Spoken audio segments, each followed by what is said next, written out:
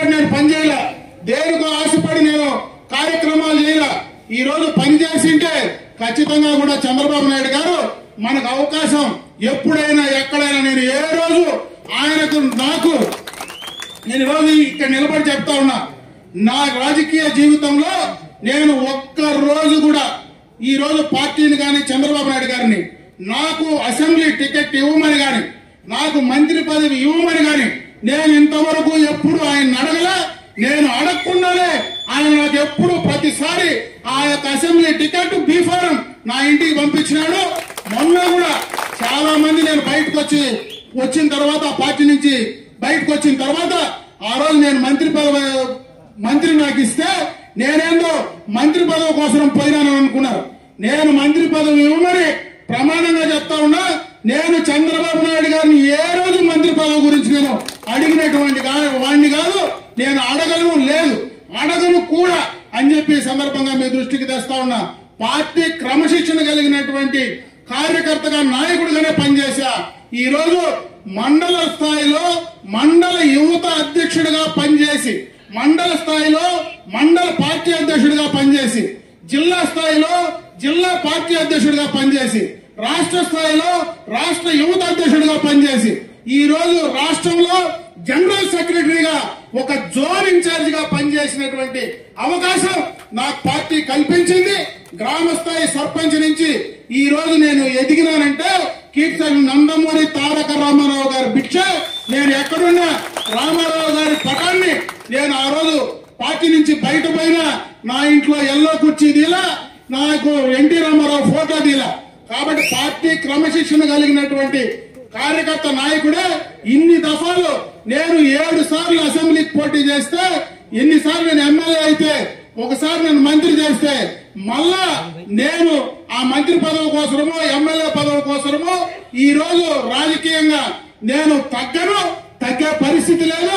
నేను మీకోసమే పనిచేస్తా, పార్టీ కోసమే పనిచేస్తానని చెప్పి సందర్భంగా తెలియజేసుకుంటున్నాను. మనం పోయినా కూడా పెన్షన్లు కార్డుల గురించి మనం ప్రశ్నిస్తా ఉన్నారు. కార్డులకు సంబంధించి కొత్త కార్డులు ఏవైతే ఉన్నాయో వాటిలో ఈ రోజు అప్లై చేసుకోమని చెప్పి అన్ని కూడా సచివాలయాల్లో వాటిని దానికి సంబంధించినటువంటి ఓపెన్ అయినాయి. దాంట్లో కొత్త కార్డులు గాని యాడింగ్స్ డిలీటింగ్స్ గాని అవన్నీ కూడా చేసుకోవడానికి ఈరోజు అవకాశాలు ఉన్నాయి. దాన్ని కూడా మనం కార్యకర్తలందరూ కూడా ఎక్కడైతే ఆ గ్రామాల్లో ఉన్నటువంటి మనం మిమ్మల్ని అడిగినటువంటి వాళ్ళకి చెప్పేది కంప్లీట్ చేయమని చెప్పి సందర్భంగా మీ అందరి దృష్టికి తెస్తా ఉన్నా. ఇంకొక పక్క పెన్షన్లకు సంబంధించి ఎవరైతే భర్తలు చనిపోయినటువంటి వితంతువులు ఉన్నారో దానికి ఒక కట్ ఆఫ్ డేట్ పెట్టారు. ఆ కట్ ఆఫ్ డేట్ లోపల ఉండే వాళ్ళందరికీ కూడా కంప్లీట్ చేయండి.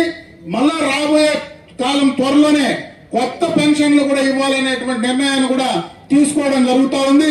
దానికి సంబంధించి ఆ కొత్త పెన్షన్లు డేట్ అనౌన్స్ చేసిన తర్వాత గత ప్రభుత్వంలో నిజంగా అర్హులైనటువంటి తెలుగుదేశం పార్టీ నాయకులు కుటుంబాల్లో ఉండేటువంటి వాళ్లకు దౌర్జన్యంగా మరి ఆ రోజు పెన్షన్లు తీసివేయడం కూడా జరిగింది. అవన్నీ కూడా రివైవ్ చేయడానికి త్వరలోనే కూడా డేట్ అనౌన్స్ చేయబోతా ఉన్నారు. వాటిని కూడా త్వరితగతిన కంప్లీట్ చేసేటువంటి కార్యక్రమాన్ని చేయమని చెప్పి సందర్భంగా మీ అందరి దృష్టికి తెస్తా ఉన్నాం. కార్యక్రమం అనేది తెలుగుదేశం పార్టీ పండుగ. కీర్తి నందమూరి తారక రామారావు గారి జన్మదినాన్ని పురస్కరించుకుని పార్టీ స్థాపించిన నాటి నుంచి కూడా 27, 28, 29 రాష్ట్ర స్థాయిలో మనం మహానాడు నిర్వహించుకోవడం ఆనవాయితీ. ఆ తర్వాత చంద్రబాబు నాయుడు గారి నాయకత్వంలో